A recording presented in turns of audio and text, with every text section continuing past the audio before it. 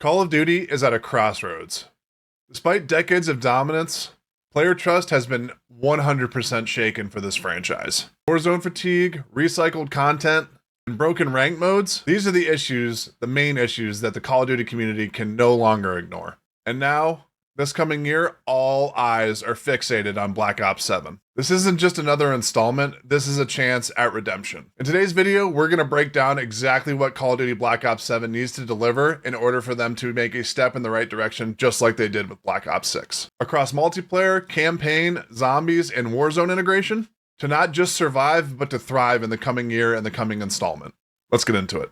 Let's start at the logical starting point where most players spend their time on every Call of Duty game: multiplayer and ranked. The Call of Duty core has always been centered around fast, satisfying combat. But over the years, the Call of Duty multiplayer scene has crashed and burned, and at this point is kind of fractured. First things first, Call of Duty has to return to its true identity of games past. Black Ops 7 needs to retain its roots. That means classic map design, 3-lane layouts with tight flow, and strong power positions that give you an edge in every single encounter. Not the chaotic, unbalanced arenas that we've seen in recent installments. Black Ops 7, if it wants to succeed, needs to capture the crisp, punchy gunplay that Treyarch is known for. Cold War was very, very close to what we've come to expect from Treyarch. Recoil patterns, predictable time to kill, and clear, invisible feedback needs to be front and center in Black Ops 7 for it to do well. Point number 2, we need a real goddamn ranked mode. No more half-baked competitive playlists. Black Ops 7 must launch with a purely fleshed out, full-scale ranked mode. MMR-based progression, visible SSR that everybody can see, and an anti-cheat that just works. And last but not least, they need seasonal grinding packages and battle passes. If they're going to continue to go down that road, they have to be something that you're willing to grind for. And fourth, when it comes to multiplayer, movement balance needs to be key in this installment. Forget overpowered slide canceling and arcade-like speed. The movement meta should reward your precision as a player, not the exploits. Black Ops 7 needs to strike a balance between both casual and competitive players alike. Next thing we'll talk about is the campaign and what they need to do for people that only buy Call of Duty for campaign, which is not very many people in the first place. This campaign needs to be more than just a prequel. Black Ops 7 is rumored to be a direct continuation of Black Ops Cold War, and that's a good thing. The Cold War era is ripe with espionage, political paranoia, and covert warfare. Point number 1 in relation to the campaign has to be real deal storytelling. The story's got to be more than just a set piece gallery.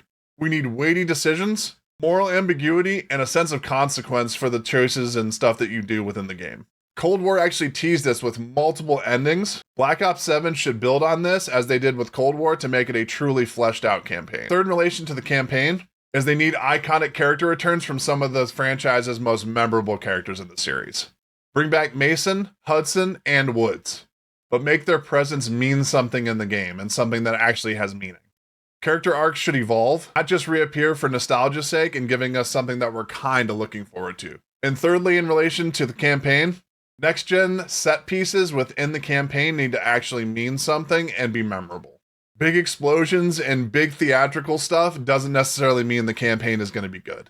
What made missions like Numbers and Victor Charlie was the tone of those missions and how they made you feel as you were progressing through that mission. Black Ops 7 has the chance to mix stealth, investigation, and high-intensity action into something completely and utterly memorable. Thirdly, the next section, let's talk about zombies. Zombies has always been Treyarch's crown jewel in the history of Call of Duty. But after years of convoluted storylines and reused maps, the magic is kind of actually fading from the Zombies franchise. Cold War Zombies actually gave us a lot of hope, and so did Black Ops 6 in my personal opinion. Easy onboarding for new players, layered depth for veterans. Black Ops 7 should ultimately expand on this formula if they want to be successful in the Zombies franchise. And they don't need to make it convoluted and drown it out with pieces of lore that nobody understands. Make it memorable, make it easy to understand, and you'll have a banger. Secondly, is stay with your round-based format. Nobody wants anything but round-based, Treyarch. I'm telling you that front and center. Open world outbreak modes are perfectly fine as extras. Core Zombies needs tension, progression, and classical survival pacing. Thirdly, in the relation of zombies, we need meaningful Easter eggs to be touted inside of that mode. Difficult but logical Easter eggs that make sense. Think to Rise or Mob of the Dead. Not a 20-step process that you have to go find on YouTube in order to get to everything that you're possibly trying to find in the Easter egg venue. Fourth point I wanted to make with relation to this video is the Warzone integration, or if they bring back Blackout for this new installment. Warzone is a complete separate entity these days in relation to the actual Call of Duty core values. Where they're going to have to tiptoe lightly is not letting Warzone dictate the outcome of how Black Ops 6 runs from a multiplayer perspective and Warzone or vice versa.